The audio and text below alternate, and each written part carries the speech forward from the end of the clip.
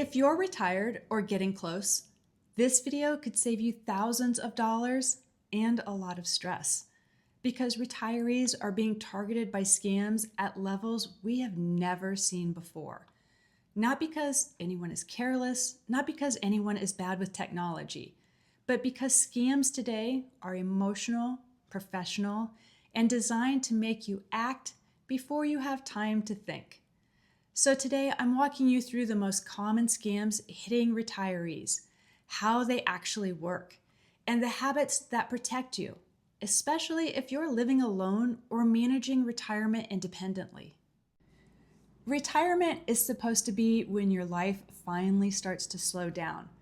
But for many of us, it's also a time when we're managing more money by ourselves. Everything is online, and we're dealing with Medicare, Social Security, banks, and investments. And many of us are still helping aging parents. And the scams don't look like scams anymore. They look like emails that you would expect, texts that you would recognize, and messages that feel helpful. And that's why this conversation matters. So let's ground this into reality. Every year, Americans lose over $12 billion to scams, and older adults alone lose close to $5 billion. And here's the key difference, is that when retirees are scammed, the losses are usually much larger because this isn't spare cash for them. It's their retirement savings. It's their paid off home equity, and it's income that was meant to last the rest of their lives. And once you've retired, there's often less time to recover.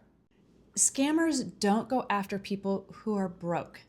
They target people who have stability, who have savings, who have predictable incomes, and they have time. And if you're widowed, divorced, single, or living alone, they may assume that there's no second set of eyes on your decisions. Now, this isn't about intelligence, it's about opportunity and isolation. Most of us have already watched these scams hit our parents because we've been helping them with their emails and their online shopping, their bills, and their phones. And from the outside, it feels obvious, but watching it happen has taught me something very important. That these scams, they don't feel obvious when you're the one receiving them, which brings me to something very personal. I have retired parents who have fallen victim to some of these scams, the email scams, the gift card scams, and those terrifying scams claiming that a family member is needing money immediately, sometimes even saying they were in jail or they were in trouble. And every one of these scams had the same thing in common. They were emotional. They weren't logical and they weren't technical, but they were designed to make people panic. So when someone tells you that a loved one is in trouble, your brain doesn't say, "Let me verify this." It says, "How do I fix this right now?" And that's how thousands of dollars disappears in minutes. We have also seen UPS text scams and IRS messaging claiming that you owe back taxes, emails that look exactly like they're from the bank or from retailers. And the scary part is that they don't look fake anymore. They look professional and helpful. Emotion is the alarm bell. That's when you slow down. These next scams are some of the most common that retirees face today. And they start with something familiar, like a delivery notice, a payment issue, or a security alert. The email looks right, the logo is correct, and the language sounds polite and professional. So they click the link, they enter the information, and then all of a sudden, a charge hits the card. And with saved cards and one-time tap payments, the damage can happen fast. And this isn't about being careless. It's about how seamless online spending has become, and scammers know it. These next scams hit retirees especially hard because we deal with government agencies more. There's Social Security, Medicare, the IRS, and scammers know this. They use fear and urgency. They'll send things that say your benefits are suspended or there's a problem with your account. and you owe back taxes and you must act now. But here's a good rule to follow, is that government agencies do not threaten you by phone, text, or email. Any message demanding immediate action is your cue to stop. Now, this area is where retirees lose the most money.